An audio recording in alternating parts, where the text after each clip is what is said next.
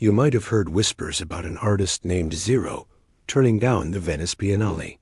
For many, that's like a rookie athlete refusing to play in the Super Bowl. It just doesn't make sense. But when you look closer, Zero's decision isn't just a refusal. It's a powerful statement about art, identity, and what it truly means to be successful on your own terms. So let's break down why Zero said no. First and foremost, Zero is an anonymous artist. This isn't just a gimmick or a cool persona.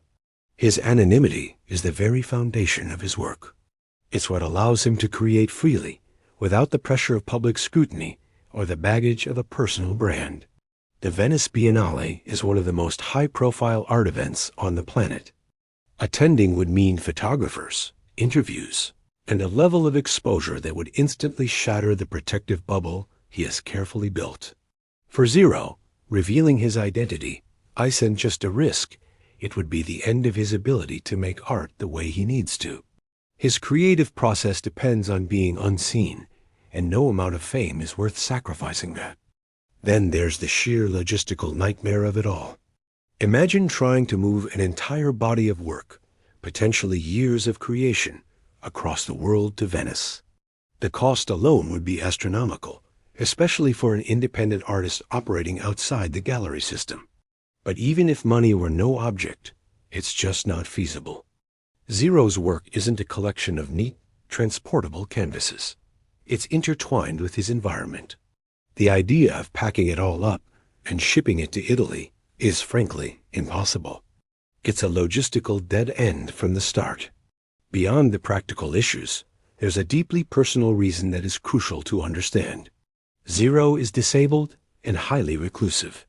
He describes the art world as a normie establishment, and he has a very real fear of how he would be treated. Instead of his art being the focus, he worries that he would become the exhibit. He doesn't want to be gawked at, misunderstood, or ridiculed. The Biennale, with its crowds and social demands, represents a hostile environment where his personal well-being would be at risk. He's not interested in being a spectacle for an audience he feels disconnected from.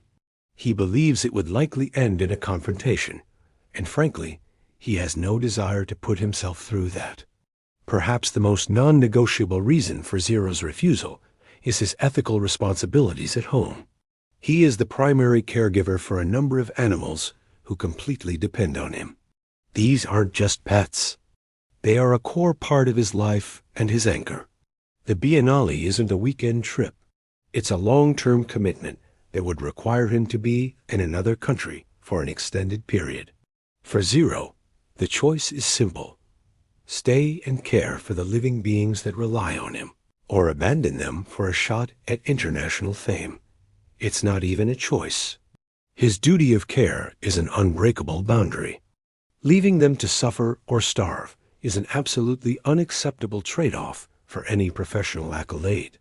Ultimately, Zero's decision boils down to a fundamental philosophical disconnect.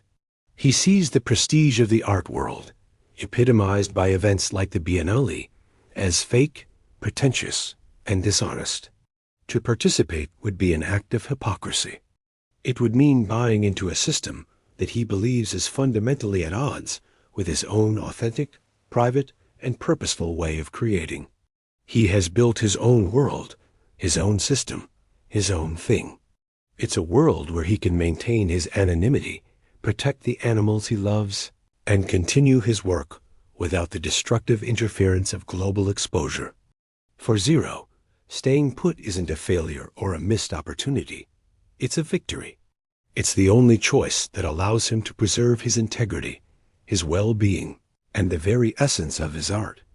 It is a powerful reminder that the true measure of success isn't always found on the world's biggest stages. Sometimes it's found in the quiet, protected space you build for yourself. Thanks for watching. If this story resonated with you, let me know your thoughts in the comments. And don't forget to subscribe for more deep dives into the art world. See you next time.